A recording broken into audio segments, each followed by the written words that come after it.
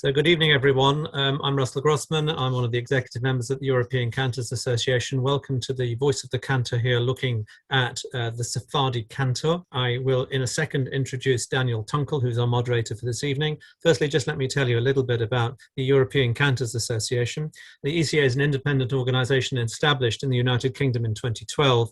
It's a framework for cantors, prayer leaders, and interested lay people across the spectrum of Jewish worship to engage in dialogue, training, and profile raising to ensure that the beautiful and unique music of Jewish prayer continues to enhance synagogue services for future generations. ECA arranges conventions in the UK and European cities and is presenting a Zoom series here, The Voice of the Cantor. Its academic wing presents international conferences on the music of Jewish prayer in partnership with universities around the world. And our website, if you're interested, after today, obviously, is cantors.eu. I'll also, in a second, introduce our moderator for the evening, Daniel Tunkel. But ladies and gentlemen, given the grave situation that we have at the moment in Israel, we felt it would be highly appropriate just to begin this evening's proceedings by asking our panelists, our cantorial panelists this evening, if they would intone a couple of appropriate prayers. And we've selected Psalm 130 and Psalm 121, which will be familiar to most people. And we're going to ask if Cantor Suzanne first and then Hazan Ramon, if they will intone the appropriate prayer.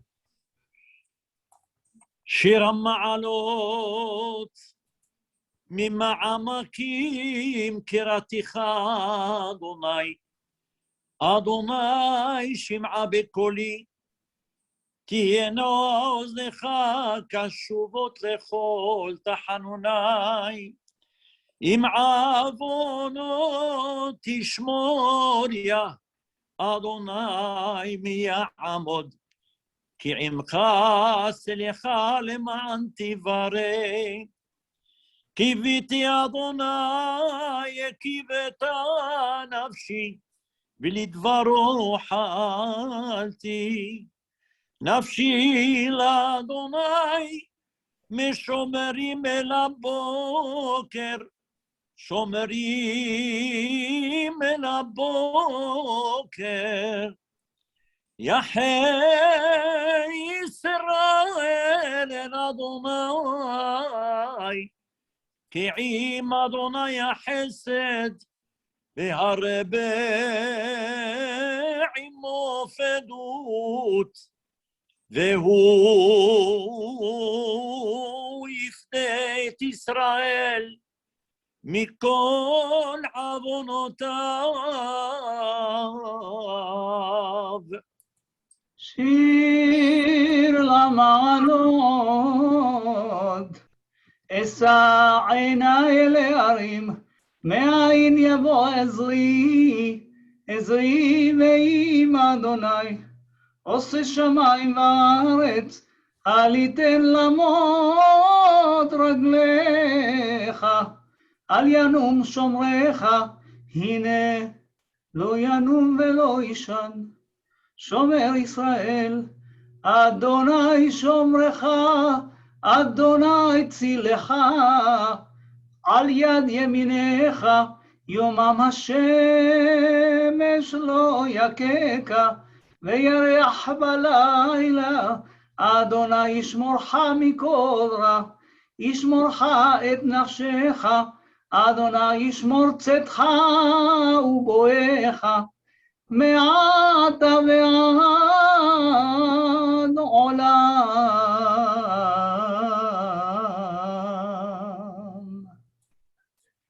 Thank you very much, Cantors. Thank you very much for that. I'm now going to introduce our moderator for the evening. Daniel Tunkel has had a lifelong interest in Jewish music. He's a keen Baal Tefillah, Baal Kriya, and chorister, and he's actively involved in composing and arranging music for choir, solo voice, and other ensembles. A lawyer with a major London firm, Daniel divides his time between London and Israel, where his wife Rachel is based, and with whom he has a street music flute duet. He is in the process of transferring his late father Victor Tunkel's significant Jewish music collection to the Leo Baeck Institute Library in London, according to Victor's wishes. Daniel, over to you. Thank you very much, Russell. Good evening and good afternoon to those joining us from North America. In a sense, two of our panelists have done far more to introduce themselves than I possibly could, and I'm going to ride on that a bit. We haven't so far in this series of panel sessions traditionally invited people to sing. Tonight we felt, as was introduced, that it was the right thing to do because of the very unfortunate business that seems to be playing itself out in Israel at the moment. And obviously, of course, it's on everybody's hearts and consciences to pray for peaceful resolutions to all of these conflicts and all of these issues, and that's absolutely understood. What you heard, I'm pleased to say, is two examples of, in the broadest sense of the word, Sephardi chazanut. And I very much want to emphasize that although the earlier Voice of the Cantor sessions have tended to be dominated by an Ashkenazi agenda in view of the people we've invited to speak and the subjects that they've covered, we are looking tonight at the Sephardi concept of and contribution to chazanut, because there is one, and it's a very important one, and you've just heard two fine exponents of the art giving very fine examples. To add to the very short note that Russell read out about my background, and thank you for that, a little bit of whimsy, if I may. I was singing as an extra with the Spanish and Portuguese Jews choir at a commemorative service at the Lauderdale Road Synagogue some years ago. And I'm quite friendly there with Rabbi Yisrael Eliot, who's the minister of the community. And in whimsical conversation afterwards, I described myself to him as a post-Ashkenazi Jew, which was a sense or an attempt to say that I wanted to feel that I could identify, at least as a participant, as an outsider looking in, as an admirer, with the musical culture, the liturgy, the heritage of communities other than those with which I was born and brought up, and which, so far as England is concerned, are just as Anglo-Jewish as anything that I was brought up with. That's the sort of agenda we want to examine tonight if we can.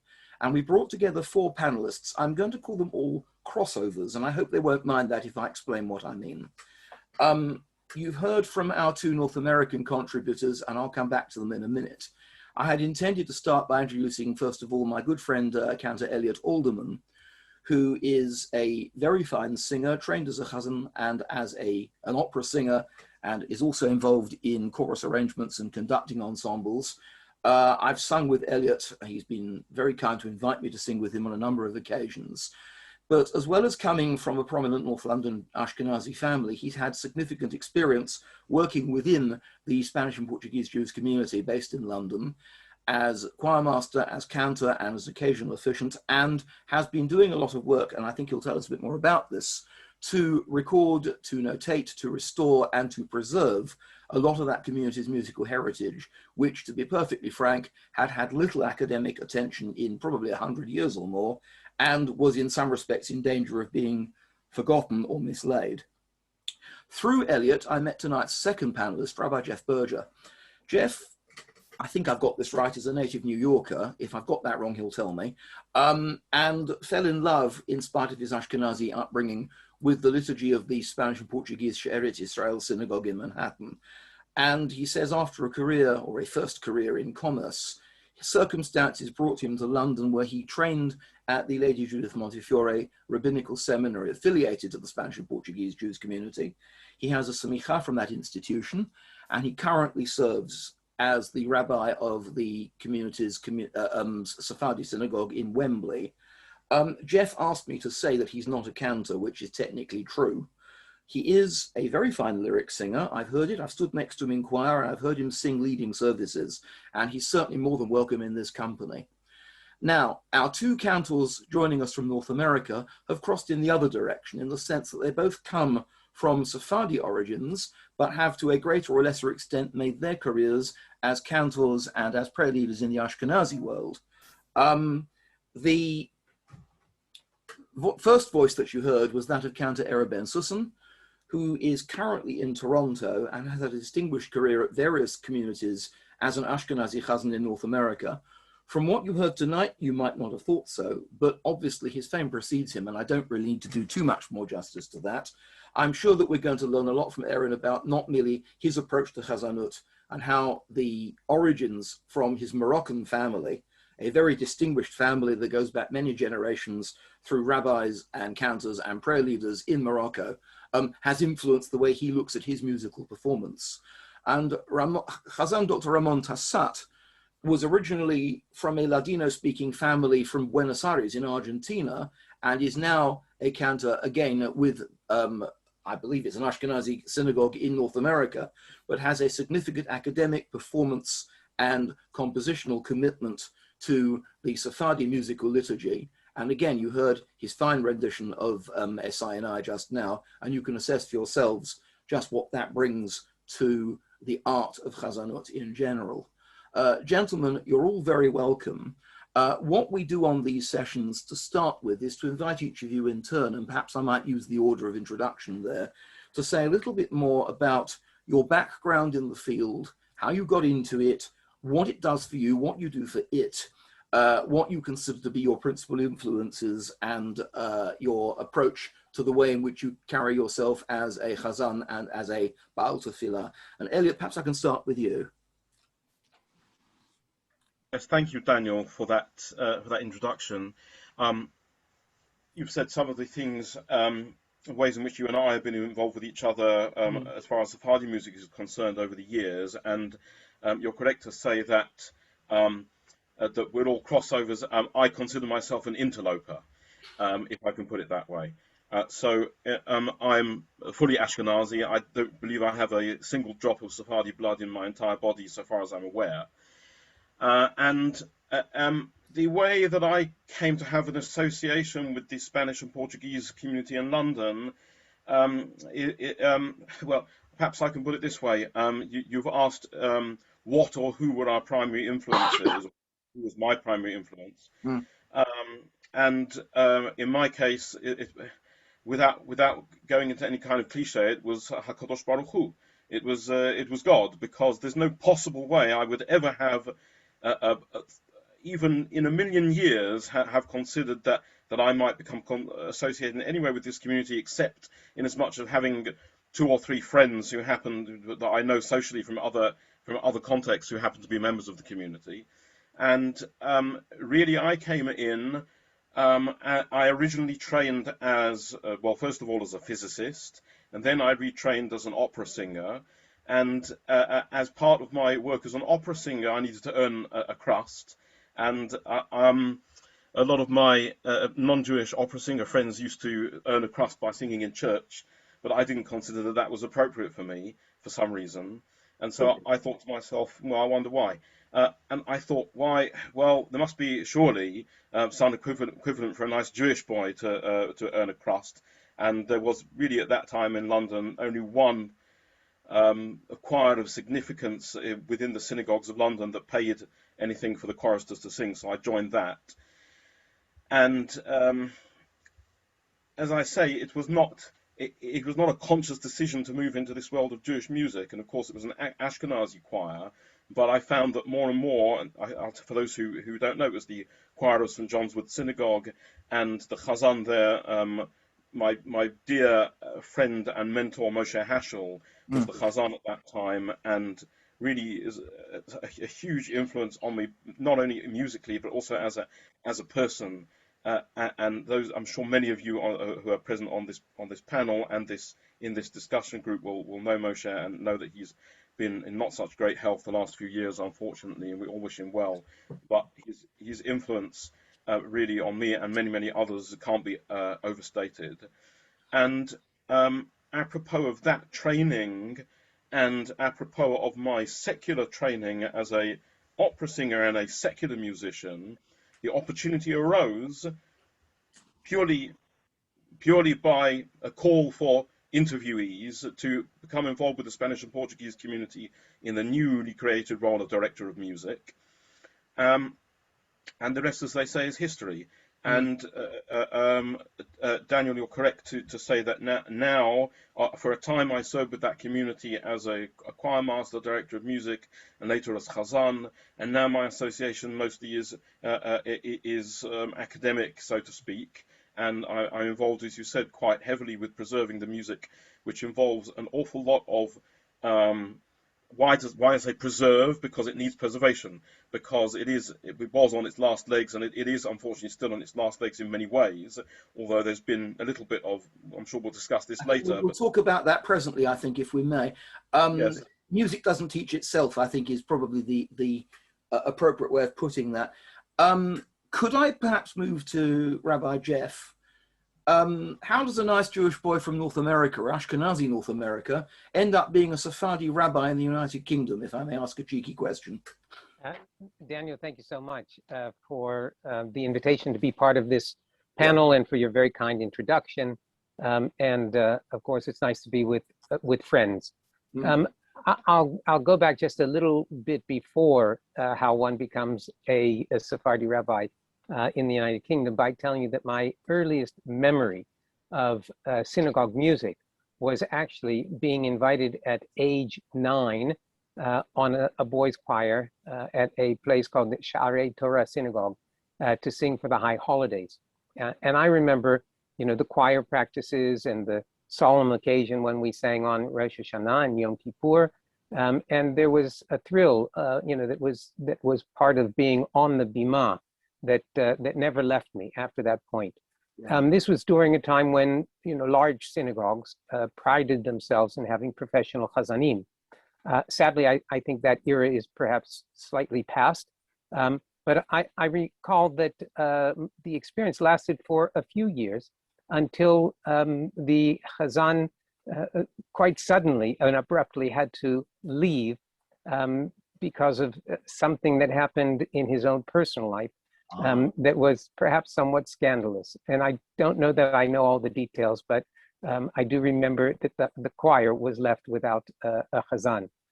After my bar mitzvah, I kept a very keen interest in leading prayers in youth-led minyanim.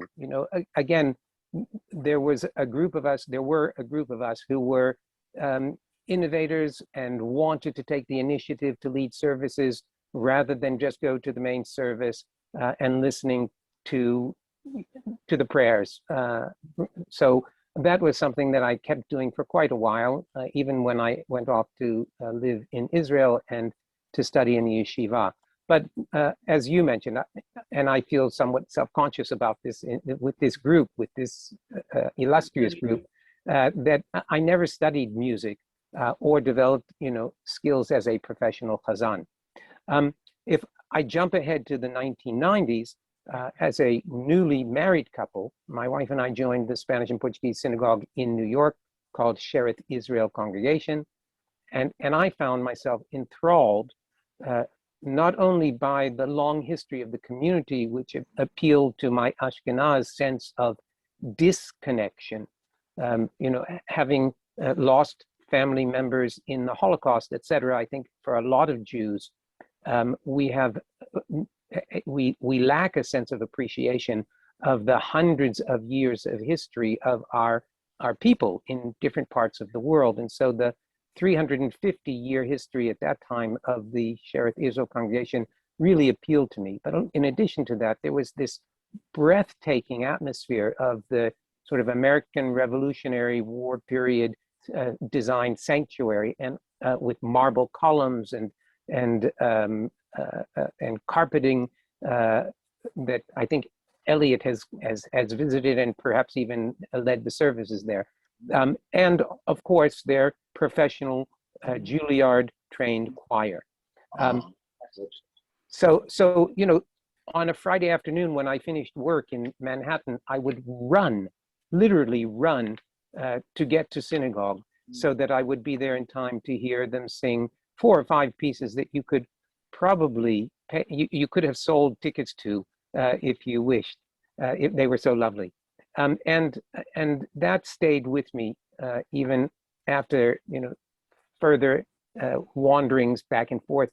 We moved here to the United Kingdom in 2000, and in 2006, 2009, through the suggestion of Rabbi Abraham Levy, who is someone I consider to have been continuing to be an important mentor.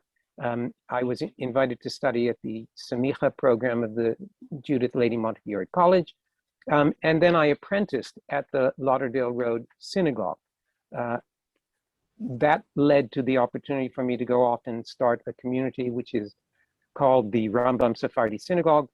It was started on behalf of the Spanish and Portuguese community in a community where the demographic was comprised of a rapidly growing young population. My wife and I invested in that community for 10 years. And for me, it was an opportunity to improve the breadth of material from the unique liturgy of the congregation. Two other influences, just very briefly, Morris Martin and Halfon Ben Arosh. May they both live and be well for many, many years. Yes. Morris Martin conducted the choir at the Bismarck Synagogue for a very long time, and Halfon Ben Arosh was a predecessor chazan of that community. And yes, I share those sentiments, both fantastic guys, and we wish them well. Chaim Arichat Yamim, I think is the expression. Yes, well, let's do our crossover bit, because our other two cantors have served the Ashkenazi community in terms of, well, the day job, or maybe that's the wrong way of putting it and I'll be corrected, but they themselves have Sephardi antecedents, and it'd be very interesting to hear a little bit about how they came to be what they are today, and where the Sephardi Ashkenazi crossover in perhaps the other direction has influenced them. Aaron, perhaps you can tell us a bit about that, please. Yeah. Well, my influence was actually from my background. I was born in Morocco in a little city called Mogador on the Atlantic coast of Morocco between Safi and Agadir, with a little tiny city, very important city as far as Judaism and singing, and the poets that were in that time that had a lot of influence into the PU team and the different musical tropes and musical renditions that had a lot to do with the culture of the Jewish culture, that is, of the PU team, and so on. So I was very privileged to have also my father, Alav Shalom, who was quite musical, who taught me at a very young age to sing this PU team, and also I used to get up with him very early on to the different services that were before even the Shabbat. Services very early, where we used to have a little tea and cookies, and then of course I loved the cookies and the tea, but I loved more the music that I was going to experience, and so that was the beginning actually of my love for Hazanut and PU team. And so when I came to, actually in 1968, I came to America to go to yeshiva, like my brother who brought me to New York. The first thing that my brother did, I remember, he played for me a record from Yosef Rosenblatt. Right. The Tal prayer. Tal, Tal, Tal, Tal, very famous, and I had goosebumps from that, from his voice and the falsetto, and how he used this beautiful art of Hazanut. And I said to myself at that time, very young, if Be'ezat Hashem, when I grow, if I have an opportunity, I would learn this art form, which is completely different, obviously, than the Paitanim. And the way the Paitanim sing, it's a different modes and different genre of music. But I always say there is always a relation, no matter what, whether you're from Morocco or the Ashkenazic world, from Europe or whatever it is, that the Jewish heart is there, the krach, the crying and the and if you, there's always something that moves us by the Hazan. It doesn't matter in which background, whether it's Moroccan. I'll bring you back to that, if I may, because you've alighted on a very important point there as to the way that one feeds into the other, and whether that's conscious or unconscious. We'll come on to that. To complete our quartet of intros, Ramon, please tell us a little bit about how you grew up and what propelled a nice Ladino-speaking boy from Argentina to take up a Chazanut position in North America. And if I might just add one detail I probably should have mentioned, to start an organization called Shalshelet, which is in fact responsible for the sponsoring of composition, performance and recording of new Jewish music of all sorts. So very much in all sorts, I think, there. So perhaps you can tell us a little bit about all of that. Thank you very much, and I'm truly honored that you have invited me to this conversation. The first thing I want to do is a little bit unconventional, is this a karata tov that I want to do to my friend Aaron, who years ago, you may remember, we were at the Cantors Assembly Convention. I was invited to offer a session on Sephardic Jewish music in the American Synagogue. And Aaron was leading that session, and he said to me very specifically, he said, you have 30 minutes, not 31, not 29, you have 30 minutes. So I begin to sing Lecha Dodi and Piyutim and this and that, and the 30 minutes finished, and I look at my watch, and I said, okay, I'm done. And Aaron, as a good Sephardi, he came to me and says, Yalla, keep going. It doesn't matter, just go on. And I would never, ever forget. I would never forget. I think it was, Aaron, you maybe know better than me because you've been at the Cantors Assembly longer than I had. But somebody told me it was the first Sephardic session in maybe 20 years or something like that, whatever. And Eliot. So anyway, but I always remember this gesture of you. Yeah, yalla, like forget the watch. Just keep singing, you know, like so now after my digressions, forgive me for that, but I thought I couldn't resist. I want to tell you that I was born in Argentina from grandparents that came from Izmir, from Turkey, and also from Damascus, from Syria, and Argentina is a country that was populated by Italians and Spaniards. So you always heard opera, and you always heard Spanish music. And of course, you also heard tango music, right? Who would not know that Argentina is actually one of the lands par excellence of the tango music. And I was 7 years old, and my mother took me to begin singing at a choir. And eventually I went to the Conservatory of Music. And what I'm trying to tell you is that my life lived in many, many fields. It was not necessarily, you know, Rambam would say, I'm a Sephardi Taor. I'm a Sephardi Taor, I'm not sure. I'm not how pure I am. I mean, I honored the instructions and the heritage that I received, but maybe like Daniel said, eventually I created Shalshelet to invite people from all denominations and all courses of life to actually come and put their grain of music into the world. I would say that maybe the first moment when I began to think of music as a musicological element happened. Some of you heard me give a session, a lecture on Federico Consolo, the famous Italian composer from Livorno. And so at that time, I mentioned that when I was 18 years old, and I just finished high school and was at the AMIA, the Jewish Community Center, the one that unfortunately has been destroyed by a terrorist attack in 1994 and rebuilt, fortunately. But the loss of lives never recovered.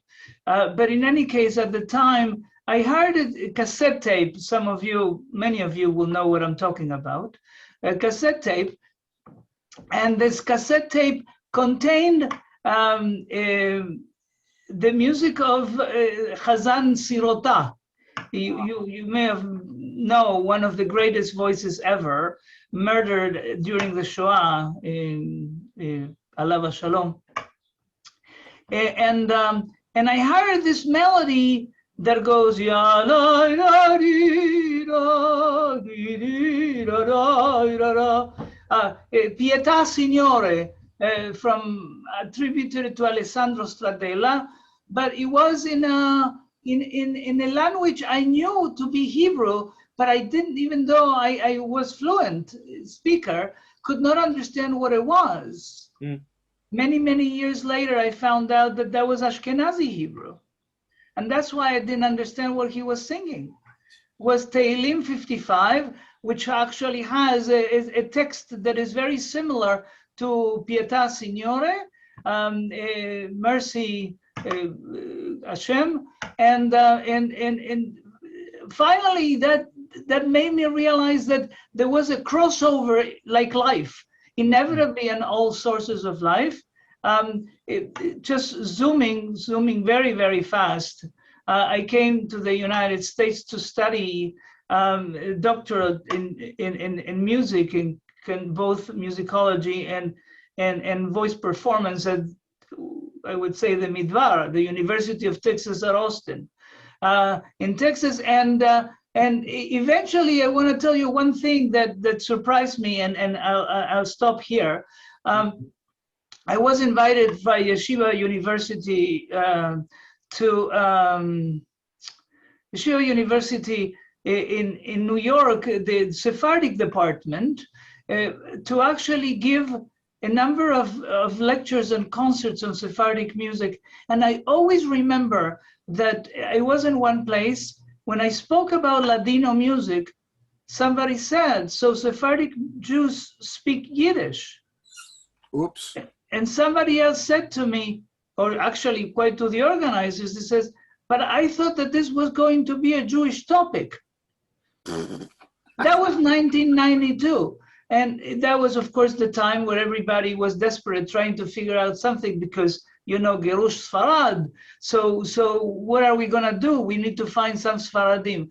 And I realized at that moment that I needed to contribute in some way to the relationship between Ashkenaz and Sepharad, to open up those horizons and to let people know that, yes, there was enormously beautiful music. We have to remember that this is the 200th year of the birthday of Louis Lewandowski, right? And so, and say that, but also there is a lot more. And in this, especially in this global world, it would be beneficial to all of us to know that all these different experiences coexist with each other. Daniel, it's all yours. I think we must try and now, it's kind of you to all introduce this. It's very interesting. We have two Sfaradim Mamash, two genuine people from non-Ashkenazi backgrounds who fell in love with Rosenblatt and Sirota, who are probably two of the greatest of the Ashkenazi Chazanim who ever lived. Maybe they'll say the two greatest, I don't know. And we have an Ashkenazi who fell in love with the liturgy of the Sheretz Yisrael Synagogue in performance. I'm not exactly sure how I make Eliot comparable to that. Maybe he can explain. What I was going to do now, perhaps, is to see whether we can perhaps have some sense from you of what the Sephardi Chazan has to do. There is a sense in which the Ashkenazi Chazan is a performer par excellence, and over the centuries that role has evolved, the musicianship has increased, the coloratura has become more prominent, the embellishments, the requirement to stretch one's vocal resources along a long range if one has it. Then obviously, of course, there is correspondence with other musicians in the synagogue, perhaps in classical times a choir. Nowadays, obviously, quite a lot of Reform and conservative synagogues have other musical arrangements. The Sephardi Chazan, such as I've heard it in action, seems to me to be singing to a substantially different audience and trying to achieve clinically quite different things. Let me perhaps take this in reverse order, because I'd like to hear what our two genuine born Sephardim have to say about that from their youthful experiences, and also to an extent how that has influenced what they've done as Chazanim in professional life. Ramon, since I can see you on screen, do you want to have a go at that? Sure. It's been both beneficial to me. I have to say that living in the United States as a Sephardic Jew is like to be a minority within the minority. Interesting. I mean, there were moments, for instance, where people were saying words like Shabbos, right? That at point I had to learn what that was, or if you kasher becomes kosher, and all kinds of other things where people talk to you about, things even as perhaps minor like Hanukkah, which all of a sudden in America was like this big enormous deal, and where I grew up, it was a minor holiday. I mean, we lit the Hanukkah, and we sang Mao Tzur and other things, but yalla, that was the extent of it. There were no gifts, no presents, no lots of other things. So I have to recognize that I entered already to be the shock of being an immigrant in a non-Spanish speaking country, but also was added by the fact that my fellow Jews were speaking a language and they were connected to things that for me were different, and I had to learn a lot of that, and in some cases I was happy to learn them. In others, I thought that I could make a contribution. I'm the Chazan of a congregation called Shirat HaNefesh. Is a congregation that is trans-denominational in the sense that we actually bring both Ashkenazi and Sephardi music and other versions as well, Mizrahim, if you wish, into the cocktail, so to speak, and also when I chant from the Torah, I use Ta'amei HaMikra that are from Yerushalayim, but also from Italy, and people are really feeling that there is this extension, as I was saying before, as to what the potential of Judaism, and the chanting of Tehillim, as we did with Aaron. We do them every Shabbat morning, right? So that is something which I've associated classically with different Sephardim Minyanim. I've seen it in Gibraltar. I've seen it in Madrid, which is primarily a Moroccan community. I've certainly seen it in parts of Italy. I've seen it in the Sephardi communities in this country and in Amsterdam. That the chanting of Tehillim Zemirot, I think you refer to that on Shabbat morning, is something that Ashkenazi Jews don't have. And the interesting thing about that is in many communities, it's delegated to members of the congregation, is it not? It's not the Chazan's role. Or do you not agree with that? Right. But one of the things is interesting. Another element that was very powerful is the introduction of Shir HaShirim, where I was beginning to interject with other people and begin the conversation. Not that the Chazan is at the center of the Teva, as we call it, instead of Bima, right? But it is also that people get to also.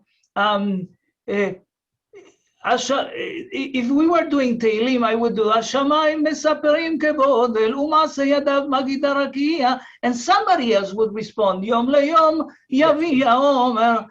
So it created a synergy that made the whole experience much more circular, if I may say. Yeah. Aaron, Not the sense that I am delivering and people are receiving, but in a true liturgical sense, people were participants and that's what for me has been the most powerful. that's very important. Aaron, do you back that up? I mean, from what you knew as a child and a youngster, and the way in which you see that perhaps in communities today?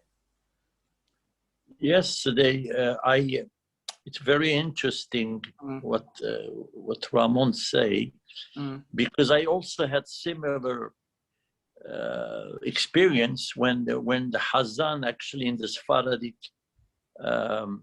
service does most of the prayer, and we listen.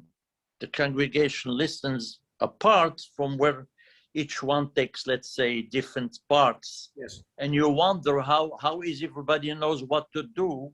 Nobody, and certain parts of the service are dedicated to different people by rote. It's like going to Paris and you're going around the circle. There's no lights, there's not, but everybody knows to know where to go with the car. Everybody goes and no problem, right? Yeah. It's the same thing in a Sephardic service. Everybody takes different parts and there's no clashes.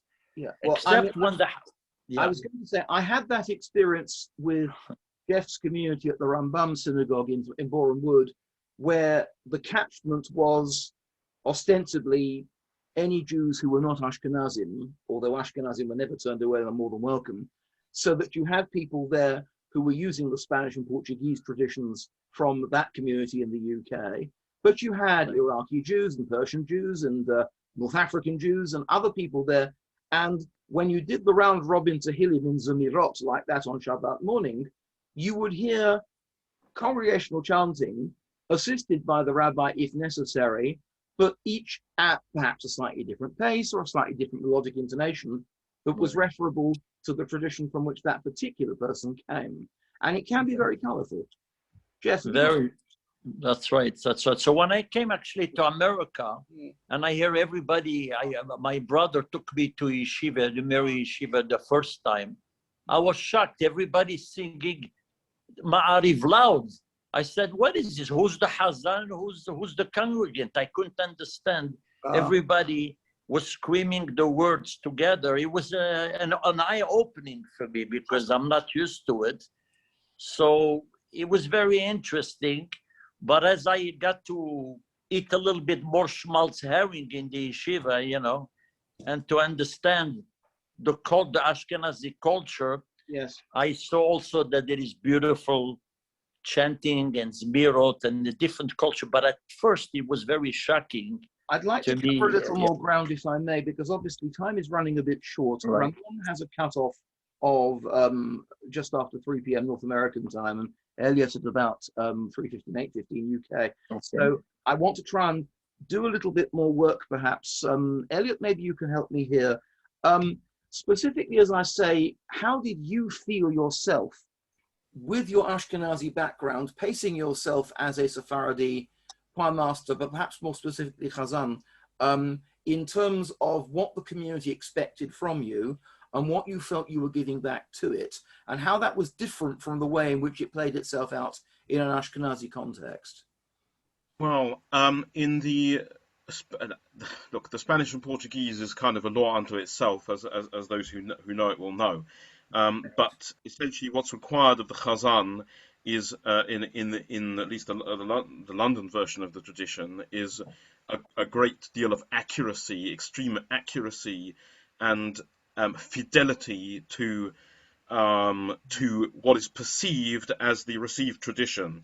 So you could argue the same is true of Ashkenazi music, but what the expectation of the community and the congregants in the Spanish and Portuguese synagogue of what constitutes the received tradition is much more specific than what the equivalent Ashkenazi congregations will perceive as such. Yeah. So whereas with Ashkenazi music, you have to be in a certain mode, and within that mode there are certain phrases that have to be done, but you have a certain latitude. Whereas within the Spanish and Portuguese, the latitude is much narrower. So what you really must learn the notes exactly as they're passed down by your teacher, or by the recording that you're given in lieu of a teacher, and the teacher will just tell you to go back and learn it again if you haven't got it accurate. Eliot, might I stay with you for the next phase of this question? What I really also wanted to try and cover, and in a sense what you're saying is leading into this, is what does the Sephardi Chazan do? What can he do? What must he do to preserve tradition, to carry that tradition on, to deflect, if it's right to deflect, foreign influences and what those influences may be? Because it does sound as though it's a very structured setup and not much changes if you can help it. And there's been much more flexibility and change, rightly or wrongly, in the Ashkenazi liturgy. It's a very loaded question you've just asked. Can I say that? Go ahead. It's extremely heavily loaded, because it implies, if I can say so, it begs another question, which is that what happens when changes do happen in spite of the Chazan, which borders on politics, and I don't really want to get into politics in this session.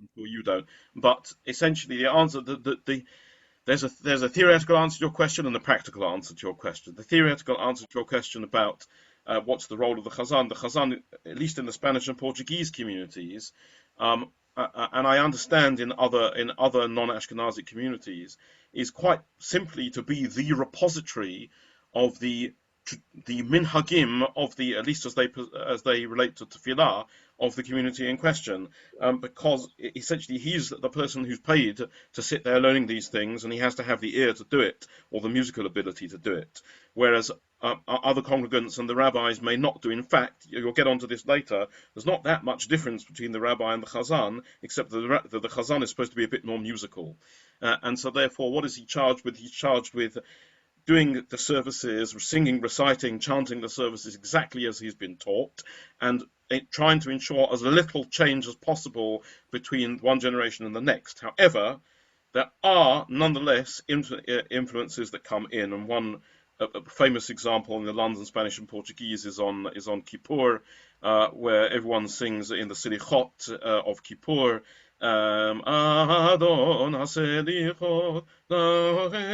which is a million miles from Spain or Portugal, is a very, very well-known, famous Yerushalmi Syrian tune, which has become sung all over the Sephardi world, and it's made its way into London as well.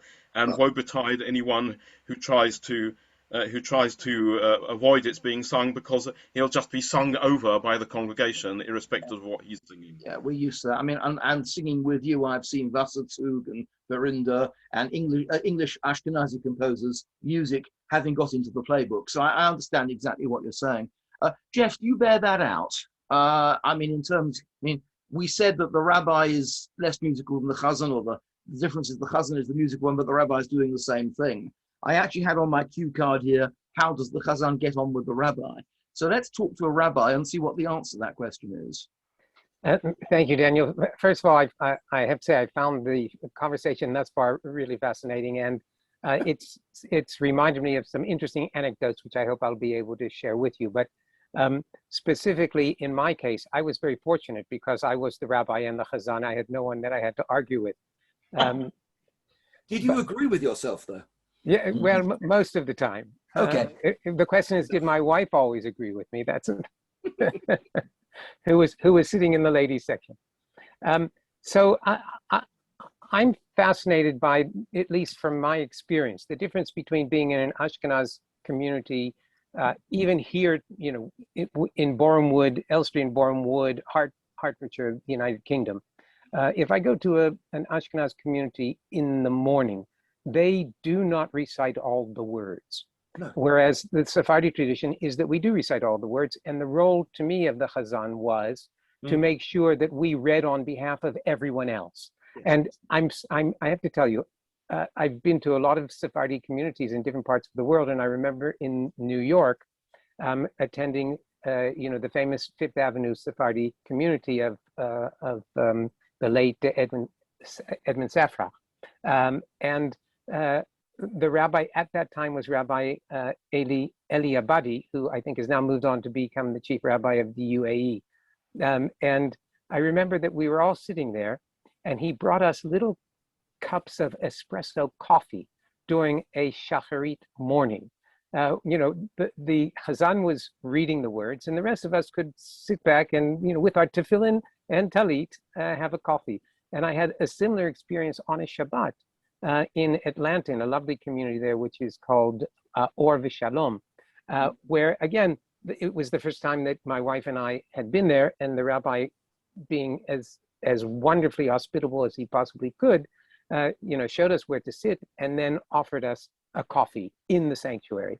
It's a degree of informality that I don't think I've ever seen in the Spanish and Portuguese, although I may have glimpsed something on a Zoom shacharit recently that I'm sure will probably not happen a second time. Where the new rabbi brought, you know, his coffee with him in the morning to get started while he was reading the Zemirot. The other thing that I guess I would say is that what I see as one of the roles of the Chazan is to create a spiritual atmosphere. That, you know, the sanctuary is what it is. To us, at least to me in my mind, we are trying to recreate an experience of being in the Mishkan, you know, the tabernacle in the wilderness, where the presence of the divine, at least, you know, was imminent, was tangible almost. And so, to me, the Chazan has to create an atmosphere of sanctity and spirituality, and that's part of, I think, what is known as the kavanah, of, you know, the intention. So it's not just singing the music, but the intention of the singing that is behind it. And I just wanted to perhaps mention one other interesting experience that I had, which I think perhaps is illustrative. We when we first got to know Eliot, who I consider to be a very dear friend, he was part of the choral singing group that would come to the St. John's Wood Synagogue for a Shabbat, and they would look for Ba'alei Batim, people in the neighborhood who would host them for meals, host the choristers for meals on a Friday night. And I remember one occasion, it was actually during the high holidays, and there was a Chazan that was visiting from Israel, whose name was Chazan Masri, and he needed a place to eat, and just by coincidence, we had a Sephardi Chazan who was coming to the table, and we had several choristers from the Ashkenaz choir. And there was a fellow who just started to sing something. You know, not that they had to sing for their food, but he started to hum a tune, and his colleagues joined in. And lo and behold, after they finished, the Sephardi Chazan felt that he had to sing, and it became kind of like a duel, you know, of singing back and forth for about 45 minutes. My wife and I sat there, and we were just astounded. So I think that there is an opportunity for people to cooperate and to, you know, to collaborate. And I'm fascinated by the program that Dr. Tassat was talking about, of how you can innovate in a synagogue in a time where people want more diversity and more variety. But as a Spanish and Portuguese singer, as Eliot pointed out, there is very little latitude for making changes. I think what we've seen, though, if you look at New York, Spanish and Portuguese as an example, successive generations of choir masters and chazanim have introduced new pieces, which eventually over time were accepted by the community and then became part of the ongoing liturgy. We could do a session on the overlap between the Sephardi communities such as they are and the choral tradition, and whether or not that was taken on board as under the influence of Ashkenazim, or whether it developed separately and so on. I think we would probably say the choir at Bevis Marks and the choir at the Ashkenazi Duke's Place Synagogue, which sadly is no more, but was its next door neighbor, probably grew up in parallel and developed certain things in parallel as a result, because it's impossible to keep two neighborhood communities completely hermetically separate. But that's a one simple example, and I'm not sure it's necessarily typical of the entire world. One or two other things. I mean, do you feel, I'm not sure, perhaps Ramon might be best placed to answer this question first of all. Do you feel that Sephardi synagogue music is under benign or malign siege from exterior musical influences? Do you feel that we need to yield to some of those influences, to some of the innate conservatism that Eliot's been attesting to, which I think Jeff supports? Do you feel that some of that needs to give way and people need to be a bit more broad-minded about that? Or do you think that in doing so, you end up with erosion of tradition? Ramon, do you want to try and have a go at that one? Yeah, sure. It's really interesting question, and actually a question that is not in the hands of anybody. It's happening. I mean, if you go around, you'll see that for instance, Ladino songs are becoming flamenco expressions, and Mizrahim are singing with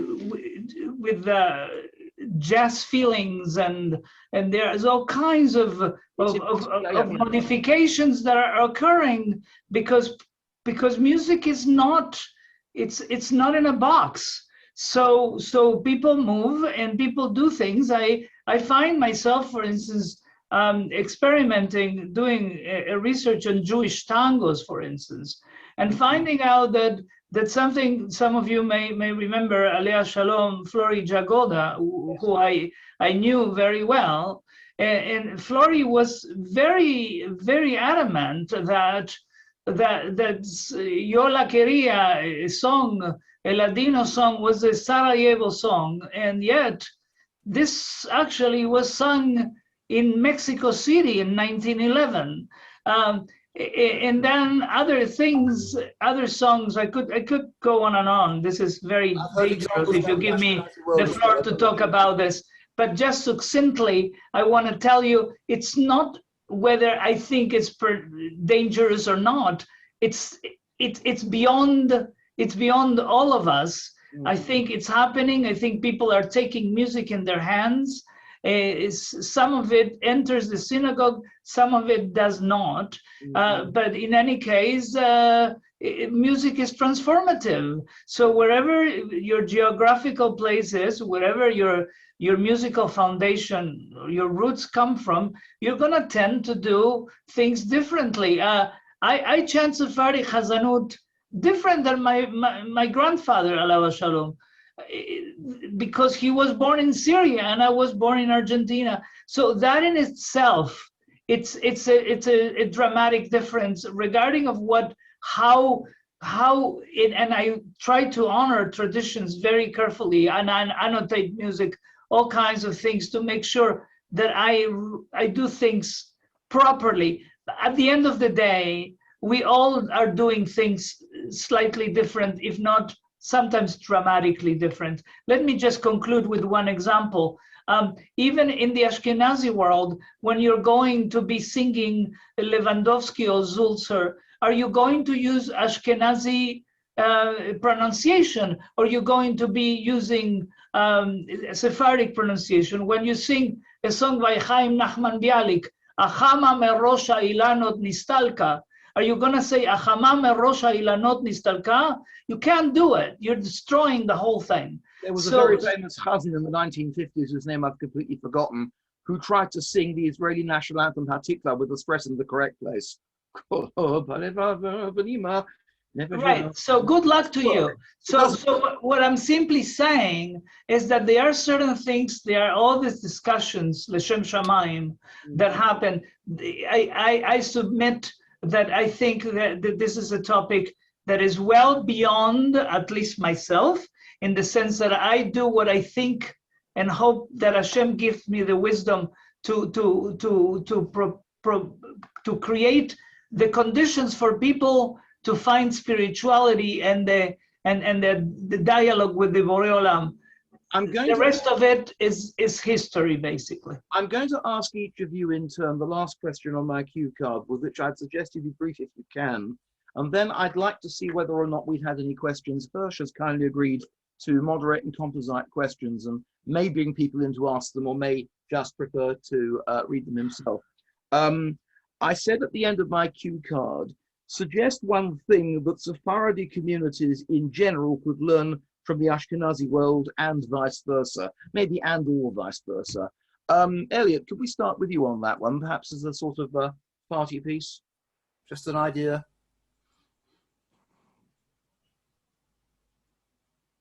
Am I unmuted now? Yes, I'm now unmuted. It's Sorry. a bug. Yes, I mean, what Ashkenazi communities can learn and should learn, in my view, and in some cases have been learning, is how to pray together. How to say, if not all the text out loud, a certain amount of text out loud, and how to join in the singing together as a community. And many of them have, but this is one of the main things that has been mentioned. Jeff mentioned this. This also affected me very significantly when I moved to the Sephardi synagogues. This was one of the main things I noted. Yes, how about? Yeah, sorry. I just want to go quickly around this because we're going to start to run out of time soon. Jeff, what would you say in answer to that? What would you suggest that either the Ashkenazim could trade with the Sephardim or vice versa? In very briefly, I would say decorum. Other than the very famous story of Samuel Pepys visiting Bevis Marks on Simchat Torah or in the 1600s. One of the things, and we should make note of the fact that we've lived through a very difficult year of COVID-19 pandemic, where many of our synagogues have been closed and then had to, socially isolate or distance people so that the number of people in synagogue was reduced to about 1/10 as normal. And what we found is that people are not walking over and chit-chatting with each other anymore. There's much better decorum. So I think maybe that's something we could, appreciate better. I suspect the Bevis Marks, they always got that right. Of course, Pepys was in the days of the predecessor community at Pre-Church Lane, and I dare say they didn't know what to do, but they got superseded. So we'll give you a lot the benefit of the doubt there. Aaron, what would you say? Without stepping on anybody's toe, it's a difficult answer to answer, because there's so many, like decorum is definitely one of them. I must agree with my colleague that said that before, because by the Moroccans or any other thing, other communities, Sephardi community, you see basically their people are quiet and attending to their prayers and doing it, with kavana and everything. And it's not too much talking, certainly in the middle of the service. It's very hard. If people want to talk, they go out, maybe when the Torah is read outside. They're very strict about that. So maybe in the other services, we could learn a little bit to adhere to the words of the tefillah and to be more conscious of it. Yeah. So that's basically it. And for the Sephardim, vice versa, maybe they could learn a little bit about organization and, like, for instance, concerts and different musical things that could happen. The Ashkenazim are very, very, very, very good in those things, to make things, to make concerts, and especially musical events. And things like that are very important. We could certainly, the Sephardim, learn from that. Yeah, interesting. Ramon, perhaps you have a thought on that. So actually, I think that I like a little bit of chaos. I like a little bit of chaos. I like the idea that chaos, of course, out of enthusiasm, out of passion, right? Sometimes we have some members that are louder than others and what have you, and sometimes we get annoyed. But the truth is that I prefer that the sense that Zoom has magnified this enormously.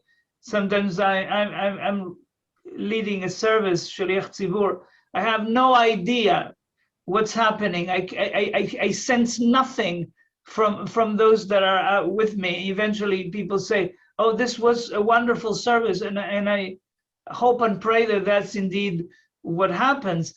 But I like the sensation that when people are together, there is a certain interaction. I'm not saying that people need to be talking about Dvarim Betelim, about whatever, but the sense that there is an empathy and connection between people at services. I think that there is a, if you want, a horizontal spectrum as opposed to the vertical one that it interests me. Perhaps because of this sense of what we were talking before about the Shir Hashirim and Tehillim and what have you, and people that, and I want to say one more thing that I'm passionate about, the Sephardic architecture, to have the teiva, to have the place where the Sheliach Tzibur prays from in the center of the room, gives a sense of incorporation. I think that is something very beneficial that perhaps others could pick up on. I think interaction is the part that interests me the most. The sensation that there is not one person that prays and keeps kashrut and keeps Shabbat, and everyone else is doing something else, but rather that we are able to bring our kahal to pray together k'yam echad. That is me. I'm going to hold you there. Time is running a little short. Ramon, I know, has to go soon, and I think Eliot also. I'm going to turn over to Hirsch, who's been looking at questions coming in the chat. And Hirsch, perhaps if you could take over from this point and just marshal questions, perhaps, that our panelists might be able to answer. Okay, so the first question I'd like to raise to the panel is, how much connection would you say there is between the nusach of Ashkenaz and Sephardi shuls? Is there any connection, or is there a lot of connection? Would you like to comment on that? So I'll give it a try, and then Ve'Yaakov alach ledarko, and then I have to go with all my. I'm sorry, I have to go teach and need to leave. But I would say, Sephardic Jews use musical modes called makamot, and the musical modes that also Ashkenazi Jewry also uses. Among them, there is one called Ahava Rabbah that is somewhat close to a makam called makam hijaz. For those of you that know music, the augmented second is one of the elements. Forget the quarter tones, but within that is something that sometimes one could think that has some kind of a bridge, if one wants, between the two communities. They are, of course, used in very different ways, but some of that tone and feeling is sometimes connected between this. For those of you that are in the Ashkenazi world, the Ahava Rabbah mode is what, when you sing Avinu Malkeh, can you hear that? So I would say succinctly, that is one of the elements that I find that there are points of connections between the two communities. Yeah. Eliot, could you have a go at that one? Yes, I'm not an expert on makamat to anything like the same degree as Ramon, but I would certainly concur with him in terms of the makamot and their relationship to different nuschaot that are used by Ashkenazim, which relate to different moods of the prayers. As far as the Spanish and Portuguese goes, which is my main area of expertise, within the London tradition, there is a certain amount of crossover. Mostly, in my view, most probably because of what you mentioned, the Ashkenazi great Synagogue and Bevis Marks were almost next door to each other for a couple of hundred years. So there's a amount of crossover. However, that relates more to sort of actual pieces of music. The only thing that I would say has ever struck me that is really something quite similar to remarkably similar is in the Nusach, the chant used for Tefillat Tal and Tefillat Geshem, the prayer for dew and the prayer for rain, which, as you know from Ashkenaz, has this This very distinctive all this way down to the bottom and then up a little bit, and the Spanish and Portuguese also doing sort of it has a kind of similar kind of cadence to it, which struck me as something perhaps more than slightly coincidental.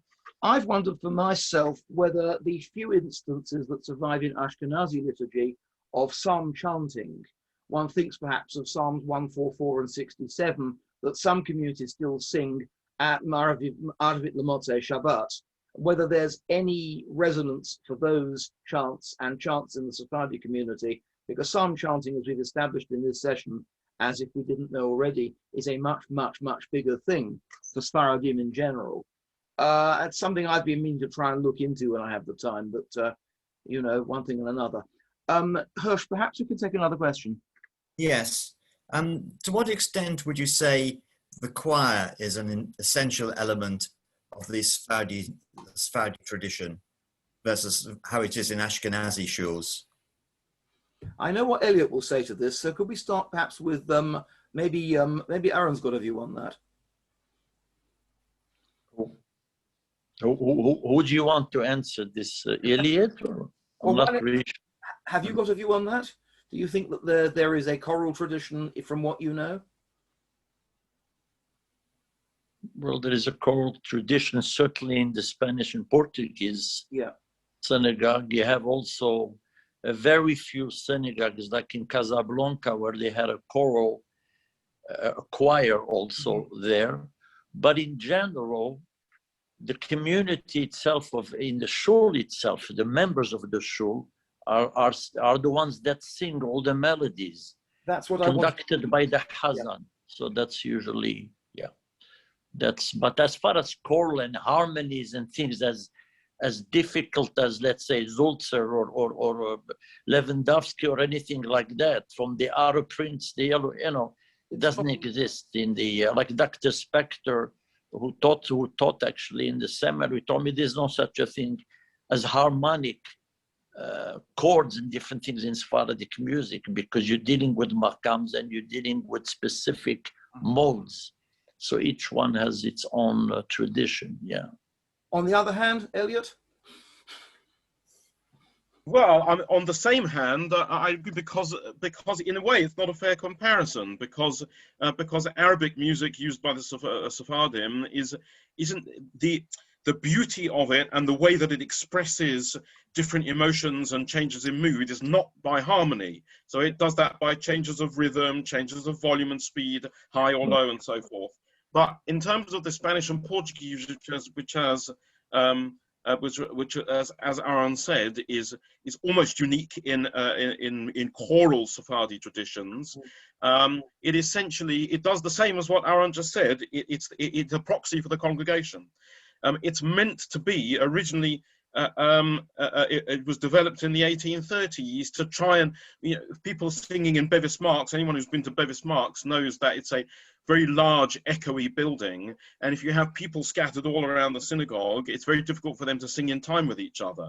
So the purpose of the choir originally was just literally to lead everyone. So the Chazan didn't have to lead everything all by himself, and anyway, his voice wouldn't likely have been loud enough to be heard over the congregational singing. So the choir is there to lead the congregation and be the congregation in a way. And then later on, certain harmonies were added just to beautify it a bit.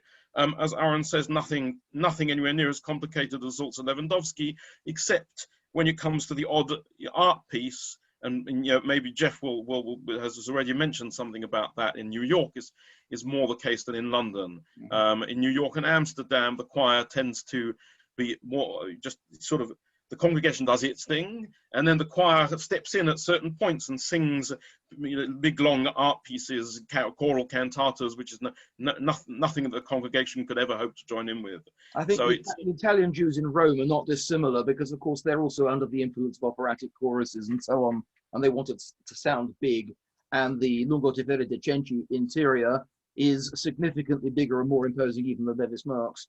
So they wanted the big noise there, and they're into that there too. And I heard a fantastic tenor there who can break windows just leading the choral singing. It wasn't a cantor, he was the lead of the choir. It's very interesting. So yes, I mean, I see that. Hirsch, perhaps another question? Okay, Asaf Levitin would like to ask a question. If he'd like to unmute himself. Okay.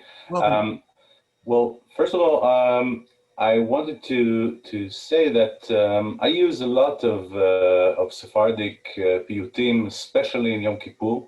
El Nora Alila, Yashma Yonecha, Adon Aslichot, Mipiel, and they are beautiful, and everybody learns them and like to sing them. One thing I wanted to point out, which is I think characteristic for Sephardic piyutim, is that sometimes there's seemingly no connection between the text and the melody. The texts are sometimes just terribly sad, like for example, Alechem Eda Kedosha, which is a text for Tisha B'Av, and it's like Alechem Eda Kedosha, Eshal Mikem She'elot Manishtana Halayla Hazeh Mikol Alehilot. Everybody's ecstatic with this text, and if you read the text, you have to cry. So I wanted just to point this out, and maybe Jeff or Eliot or some other of the experts might relate to that. Thank you. It's interesting point that you put. You know, also, you know, many times you see sometimes a poesy from Tisha B'Av and different places, different services where the melody is a little bit on a happy side. And I never understood that. It's a very good question what you said, but it's a value judgment. Yeah, it's a very interesting thing. But I'm going to make a little joke. Who says that we have to cry every time? You know, sometimes we need, even though you're right, it's Tisha B'Av, and it should be something more of a sad thing. But it became famous, and people sing it the way it is. It's tradition.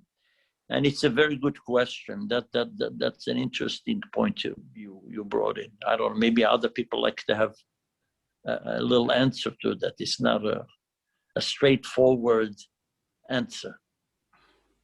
If I can butt in, I would agree with Aaron. It's not straightforward, and sometimes these melodies come from very ancient sources, or we certainly don't know how ancient, and oftentimes it seems to me the character of the melody has changed as it's passed from person to person.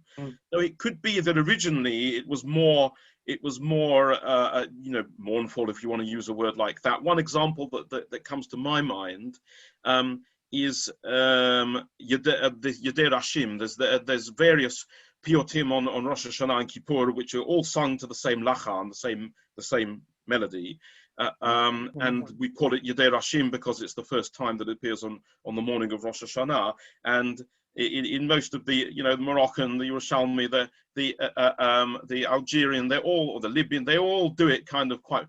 Yedei Rashim. I'll ask Aaron. Maybe I'll ask Aaron to do it for me. He's going to do it better than I am. The melody I remember. Yedei da da da da da da da da. And that melody happens a lot. They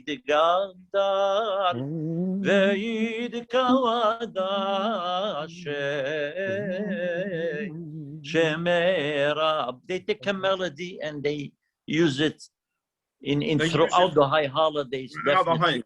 It becomes a sort of theme of the high holidays. Now, right. To me, why did you stop singing? No, that was beautiful, really beautiful. And to me, it sounds very kind of, I don't know how to describe it, sort of serious and quite awesome. You know, it matches the mood of the day. Whereas you get the equivalent tunes of that in the London Spanish and Portuguese, and it's Yederashim Nerenashim da da da da da da da da dum da da da di di di di di di di di. It also it goes somehow it's become the first phrase is in the minor and the rest of it has become major and no one knows how. And it's only in London that happens. There are even other Spanish and Portuguese communities stay in the minor. So great, everyone's sort of singing and dancing along on Rosh Hashanah in the evening and the morning. Why not? Look, there's a common theme in Ashkenazi synagogues too. I mean, how many tunes and pieces do you hear sung to the well-known Adiahu tune in the 2 to 3 weeks before Pesach, Pesach itself, and you hope not afterwards till next year? It's the same sort of thing. It's a latch-on tune. And for better or for worse, it's something people know and join in with. And so we're not immune from that. That's not just a Sephardi thing as far as I can see. But it's an interesting point that what sounds mournful or melancholy or conversely boisterous and joyous is subjective, and different communities and different peoples and different ears hear it differently. Mm-hmm. Daniel, the Shira is a prime example. Yes. That the Ashkenazi for the laning have adopted the Sephardi tune in many, and it's Ashkenaz traditional within the United Synagogue. Which, funnily enough, the Sephardim don't do when they lane it. They only do it all other times. Yeah. So on Shabbat B'Shalach, you don't hear that.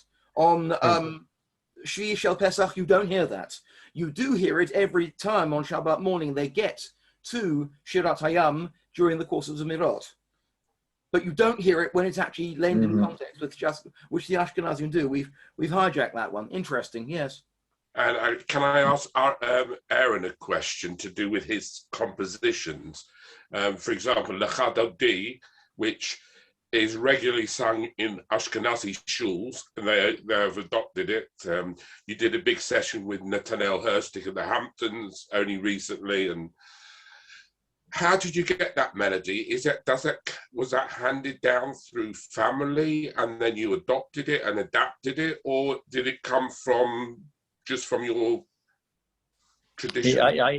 It's a funny thing with this melody of Lechadodi, which I composed many tunes, but this one somehow made its way through many synagogues and many recordings. And why this one has mazal than other ones? The Eibeshter Kadosh Baruch Hu wants certain things to be heard and other things less heard. And this one actually came to me like I don't even remember when I ever composed this. It was so part of me. It just came to me, the melody, and I sang it in one of the conventions, and it took like fire.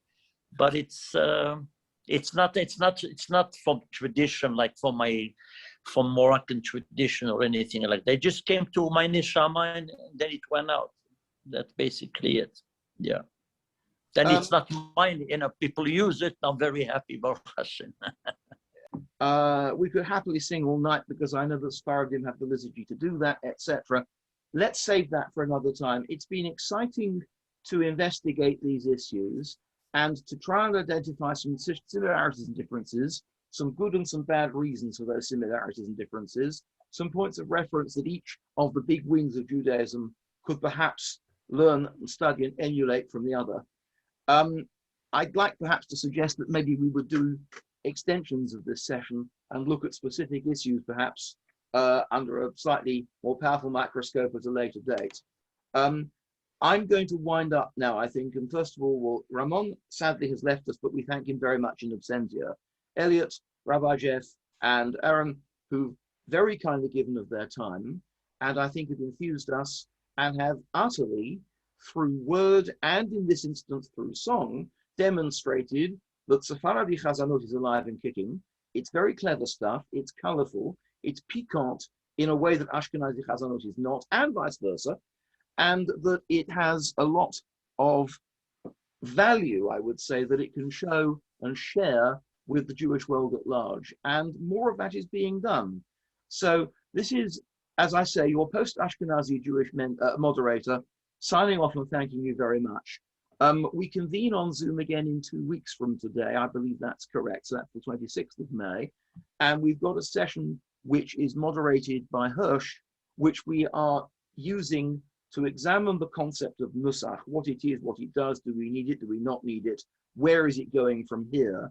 And I would obviously invite everybody who's attended tonight and enjoyed listening to what we had to discuss to tune into that session. And if Hirsch would like to say anything more about that more directly, he's more than welcome. Just to say that we've got, again, some very good panelists, and I'm sure you'll find it interesting to hear their views. We have Cantor Asher Heinovitz from Jerusalem, Rabbi Jeffrey Schisler, Rabbi Benji Rickman, and Charles Heller. So I think all of them have strong views, and they'll have a great contribution to make. So do come and join us. Thank you very much, everybody. And I think because we managed crassly to avoid mentioning it, we should also very much thank the Cantors Assembly in America for its interest in our work, its support of this event, and obviously its communication of all of our programs in its mailings and newsletters, and generally speaking for the support that the Cantors Assembly and various members of that august organization have given us. Thank you so much for inviting me. Thank you. Yeah, thank you as well. It's been a pleasure. Thank you, everybody, for coming and taking part. It's been exceptionally interesting, and to see old friends all together in one room, so to speak, from right across the world. It means that we're doing something correct, and our sessions are gathering momentum. So even if you're not part of this session or not part of another session, please come and join us. You all have points to make, and you can enhance our sessions. It's very, very important, and what your contributions are very, very important. So thank you very much, and we wish and only hope that we have peace in the land of Israel, and that our brothers and sisters will be safe, and we pray for their safety. Amen. Amen. Amen. Thank you very much, all, and good night.